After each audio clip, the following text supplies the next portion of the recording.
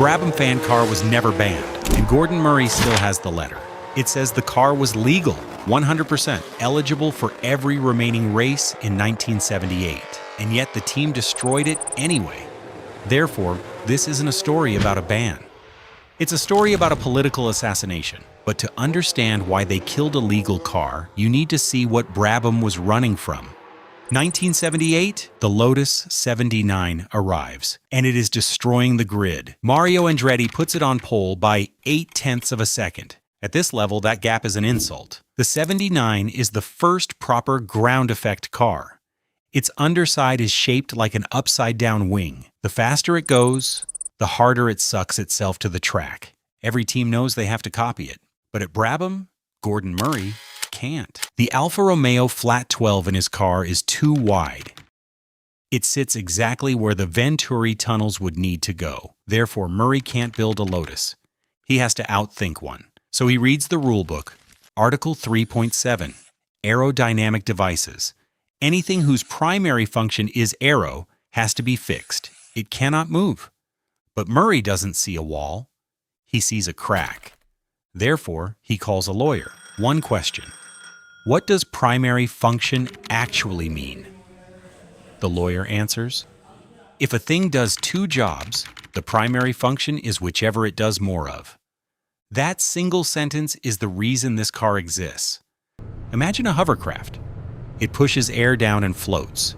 Murray's car does the exact opposite. It sucks the air out from underneath itself. Atmospheric pressure does the rest. 14.7 pounds per square inch. The same pressure sitting on your shoulders right now. Pins the car to the road. A fan at the back, wired to the engine.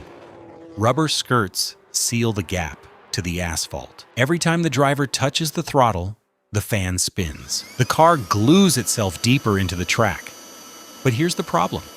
The rulebook says no moving aerodynamic devices. Therefore, Murray hides the fan in plain sight. He lays the radiator flat across the engine, routes the cooling air through the fan on its way out the back. On paper, the fan cools the engine. Behind the paper, more than half the air genuinely does. The other half is pulling a vacuum, technically a side effect. But Murray knows the trick lives and dies with those skirts. If one fails mid-corner, the vacuum collapses instantly. Therefore, he bolts a scrapyard altimeter to the dashboard. Green needle means the seals are holding. Red needle means brake. Now, the car is finished 48 hours before the team flies to Sweden. The team tries to keep it hidden. A dustbin lid covers the back. It fits perfectly. The other teams take 10 minutes to notice. 5 formal protests are filed before the race even starts.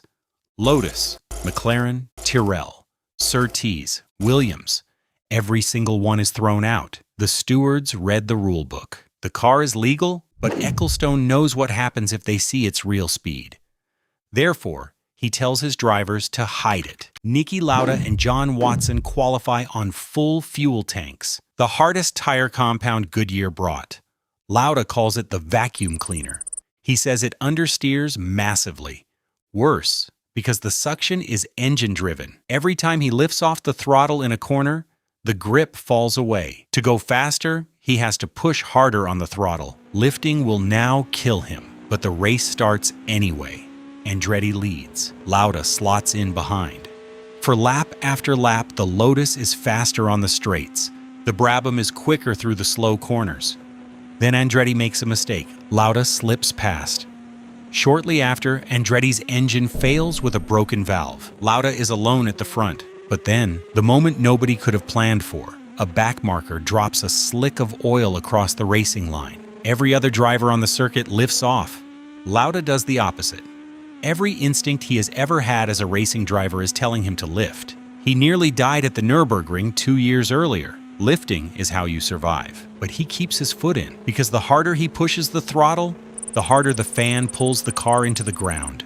He wins the Swedish Grand Prix by 34.6 seconds. Brabham turned an entire grid of world champions into amateurs. But in the paddock afterward, Andretti calls it a bloody great vacuum cleaner. He tells reporters it threw stones and dirt back at him the whole race.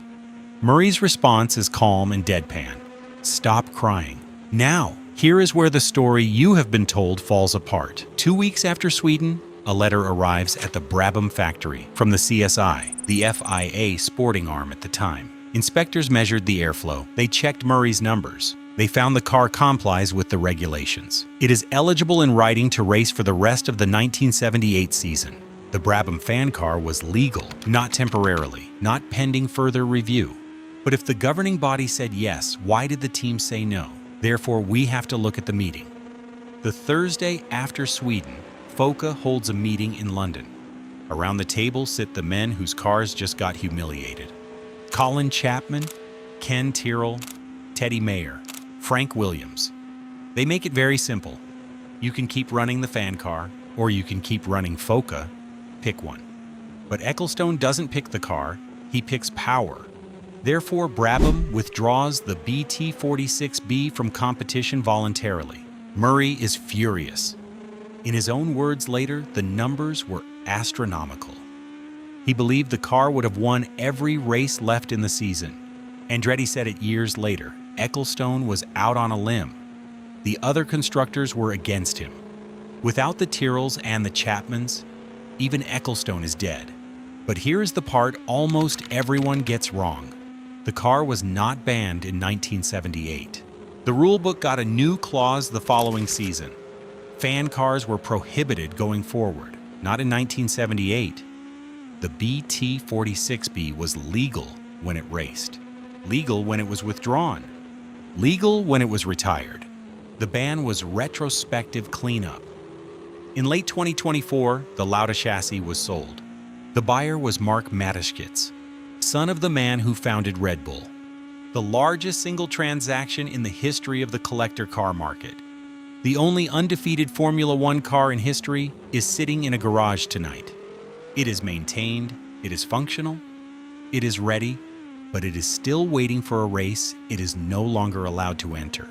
Not because anyone ever said it was illegal, because it was too legal.